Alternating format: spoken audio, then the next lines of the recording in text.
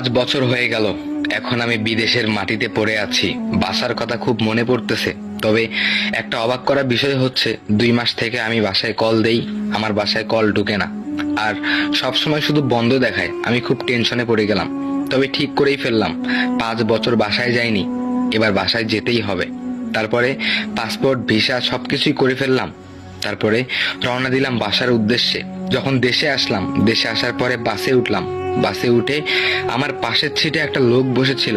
সেই লোকটি আমাকে বলল, ভাইয়া আপনি কোথায় যাবেন? তখন আমি বললাম যে কমলাপুর গ্রামে যাব। সেই লোকটি আমার এই কমলাপুর গ্রামের কথা শুনে চমকে উঠল। বলল যে আপনি কি সুস্থ আছেন? আমি বললাম যে অবশ্যই আমি সুস্থ আছি। কেন, কি হয়েছে? তখন সেই লোকটি কোনো কথা না বলে আমার সিট থেকে উঠে গেল, উঠে অন্য সিটে গিয়ে বসলো। আমি অনেকটা অবাক হয়ে গেলাম যে কি হলো, হঠাৎ করে এই কমলাপুর গ্রামের কথা শুনে লোকটি এরকম করে চমকে কেন গেল? যাকে বাদ দাও। অনেকদিন পরে বাসায় যাচ্ছি, শুধু বারবার মনে হচ্ছে। বাসায় যাওয়ার সঙ্গে সঙ্গে মা মনে হয় আমাকে খুব জড়িয়ে ধরে কান্না করবে।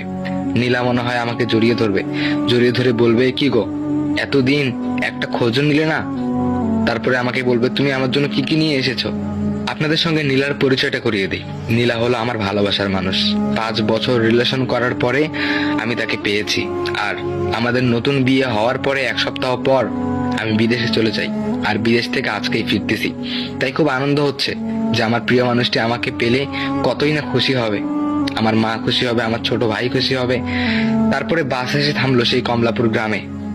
কমলাপুর গ্রামে শুধু আমি একাই নামলাম বাস থেকে, আর বাসও আমাকে নেমে দিয়ে খুব তাড়াতাড়ি চলে গেল।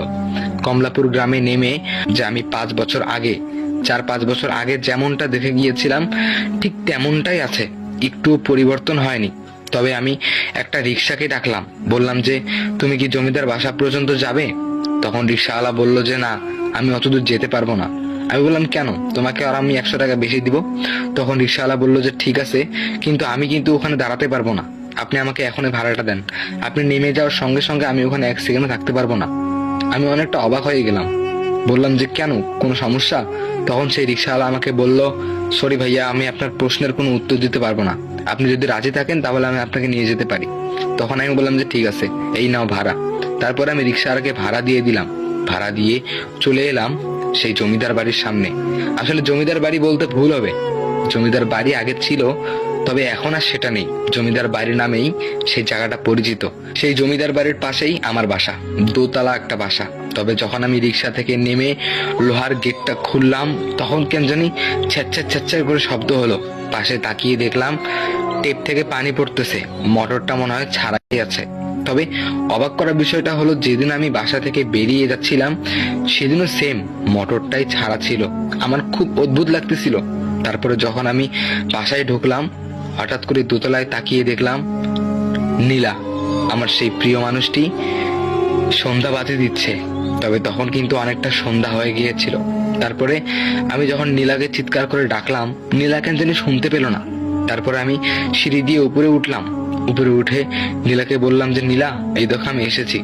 তখন নীলা আমার দিক তাকিয়ে বলল, ও তুমি এসেছো, আচ্ছা ঠিক আছে, ব্যাগটা রেখে ঘরে গিয়ে ফ্রেশ হও। আমি অবাক হয়ে গেলাম, কি ব্যাপার, 4-5 বছর পর আমি বাসায় আসলাম আর নীলার এইরকম রিয়াকশন, বুঝলাম না ব্যাপারটা। আমি আসার সঙ্গে সঙ্গে সে হয়তোবা আমাকে জড়িয়ে ধরতো, সে হয়তোবা কান্না করতো, তবে সে খুশি হতেও পারতো, কিন্তু সে হঠাৎ করে এরকম আচরণ কেন করলো? তারপরে বেরিয়ে এসলো আমার মা। আমার মা এসে বললো, কিরে খোকা, চাকরি থেকে এখন আসলি, তাড়াতাড়ি ফ্রেশ হ, তাড়াতাড়ি ফ্রেশ হ। আমি আরো অবাক হয়ে গেলাম, দেখলাম যে আমার মা হঠাৎ করে চাকরির কথা কেন বললো। আসলে 4-5 বছর আগে আমি দেশে একটা চাকরি করছিলাম। সে চাকরি থেকে আসার সঙ্গে সঙ্গে আমার মা আমাকে এই কথাটাই বলতো, খোকা এসেছিস চাকরি থেকে, ঠিক আছে ফ্রেশ হওয়া, নাস্তা খা। কিন্তু আমি তো আজকে চাকরি থেকে আসলাম না, আমি তো বিদেশ থেকে আসলাম। আমার মায়ের তো খুশি হওয়ার কথা, আমার মায়ের তো কান্না করার কথা আমাকে দেখে, তাই না, খুশি হওয়ার কথা, কিন্তু এমন কেন? তারপরে একটু উকি মেরে মেরে ছোট ভাইটাকে খুঁজছিলাম। তবে একটু এগিয়ে বারান্দায় গিয়ে দেখলাম ছোট ভাই লুডুস খাচ্ছে। আমি আবার অবাক হয়ে গেলাম, যেদিন আমি এখান থেকে যাচ্ছিলাম সেদিনও আমার ছোট ভাই লুডুসই খাচ্ছিল। কেউ একটুও পরিবর্তন হয়নি, বাড়িটাও আগের মতোই আছে। আমি অনেক অবাক হয়ে গেলাম, আমার মাথা কাজ করতেছিল না। তারপর আমি ব্যাগটা রেখে বাথরুমে গেলাম ফ্রেশ হওয়ার জন্য। তবে বাথরুমে গিয়ে আমি আবার অবাক হলাম, যে দেখলাম আমার সেই ব্রাশ, সেই সাবান সেই বদনা, সেই টেপ সব আগের মতোই আছে, একটুও পরিবর্তন হয়নি, আর সাবানটাও শেষ হয়ে যায়নি। আমি অনেকটা অবাক হয়ে গেলাম। তারপরে যখন ফ্রেশ হয়ে বের হলাম, হঠাৎ করে দেখলাম আমার সামনে নীলা এসে দাঁড়িয়ে আছে। ভয় পেয়ে গেলাম, বললাম নীলা, হঠাৎ করে তুমি আমার সামনে দাঁড়িয়ে আছো কেন? তখন নীলা বলল যে আমি তোমার জন্য নাস্তা এনেছি, তাড়াতাড়ি নাস্তা খেয়ে নাও। এই কথা বলে নীলা আবার চলে গেল। আমি অনেকটা অবাক হয়ে গেলাম, কি ব্যাপার, যে মানুষটাকে আমি এত ভালোবাসতাম, যে মানুষটার সঙ্গে 5 বছরের রিলেশন ছিল আমার, সেই মানুষটা এরকম আচরণ কেন করতেছে? তখন আমি ভাবতে শুরু করলাম, এই 4-5 বছরে মনে হয় নীলা অন্য কাউকে পেয়ে গিয়েছে, আমাকে হয়তো বা ভুলে গিয়েছে। তখন আমি এইটা ভাবতে শুরু করলাম। তারপরে রাত হয়ে গেল, রাত 10টা বাজে। পুরো টিভির আওয়াজ পাচ্ছি। তারপরে হঠাৎ করে পাশের রুমে গিয়ে দেখলাম মা আর নীলা বসে টিভি দেখতেছে। আমি বললাম যে মা, ঘুমাবে না? তখন মা বললো যে না, আর একটু পরে ঘুমাবো, এই সিরিয়ালটা শেষ